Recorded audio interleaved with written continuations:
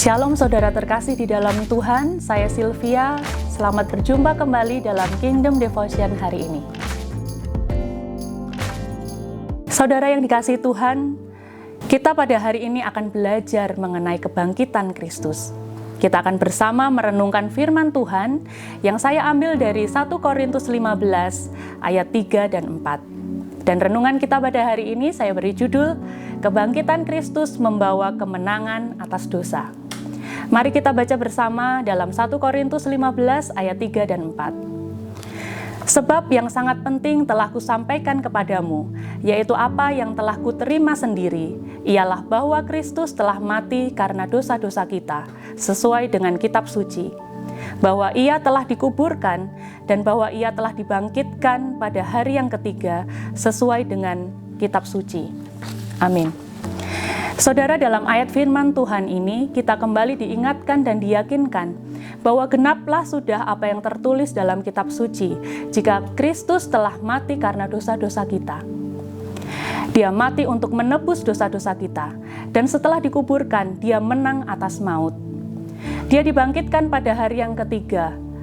Ini sudah menjadi misi besar Allah Bapa, di mana Dia mengutus putranya yang tunggal untuk datang ke dunia, untuk menebus dosa dunia, menjadi juru selamat bagi kita semua. Dan melalui kebangkitannya, Yesus telah membuktikan bahwa Dia telah mengalahkan dosa. Dia sudah menang atas dosa.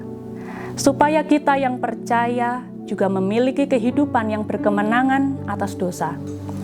Dengan darahnya yang mahal, Dia sudah membayar lunas seluruh dosa dan pelanggaran kita.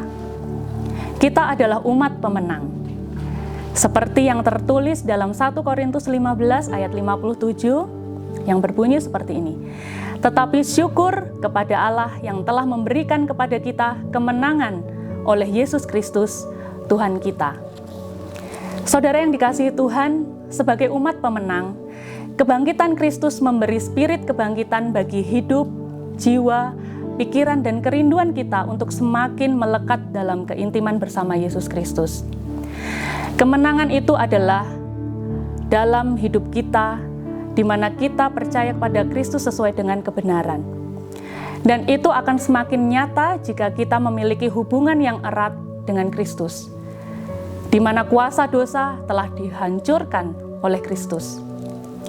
Dalam Roma 6 ayat 10-11 dikatakan seperti ini. Sebab kematiannya adalah kematian terhadap dosa, satu kali dan untuk selama-lamanya, dan kehidupannya adalah kehidupan bagi Allah. Demikianlah hendaknya kamu memandangnya, bahwa kamu telah mati bagi dosa, tetapi kamu hidup bagi Allah dalam Kristus Yesus. Akhirnya kita menyadari melalui kebenaran firman Tuhan mengenai kebangkitan Kristus, kita mampu hidup dalam kebenaran dan tidak lagi diperhamba oleh dosa. Marilah kita meresponi kebangkitan Kristus ini dengan melakukan pertobatan. Kita harus melakukan apa yang menjadi kehendak Tuhan untuk tetap mengalami kemenangan atas dosa dalam hidup kita. Dimulai dari menanggalkan manusia lama kita, lalu milikilah kerinduan dan kerelaan untuk diperbaharui di dalam roh. Kemudian pada akhirnya kita mengenakan manusia baru menurut kehendak Kristus dan berjalan dalam kehidupan yang dipimpin oleh Roh Kudus. Marilah melalui kebangkitan Kristus ini semakin membangkitkan pula iman kita untuk menjaga hidup kita kudus dan benar di hadapan Tuhan. Amin. Mari kita tutup bersama di dalam doa. Bapa di dalam surga, kami mengucap syukur Tuhan atas kebaikan-Mu, atas kemurahan-Mu, atas karya keselamatan yang Kau lakukan bagi kami semua, umat percaya, di mana Engkau sudah mati di kayu salib, Engkau menebus dosa kami semua, dan Engkau sudah dibangkitkan Tuhan. Kiranya melalui kebangkitan Kristus, itu juga menjadi kebangkitan dalam hidup kami, dalam iman kami, di mana seluruh umat-Mu Tuhan semakin menjaga hidup, menjadi hidup yang benar dan kudus di hadapan-Mu ya Bapa. Tolong beri kami hikmat ya Bapa untuk menjalani hari-hari kami Tuhan. Biarlah menjadi spirit dalam hidup kami, membangkitkan iman kami, iman percaya kami di dalam Engkau ya Bapa. Berikanlah kami hikmat-Mu ya Bapa. Inilah doa dan kerinduan kami Tuhan untuk seluruh umat-Mu Tuhan yang mendengarkan Kingdom Devotion pada hari ini.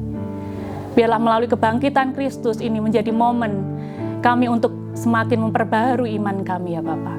Inilah doa dan pengharapan kami Tuhan, hanya di dalam nama Tuhan Yesus kami berdoa dan mengucap syukur. Haleluya. Amin.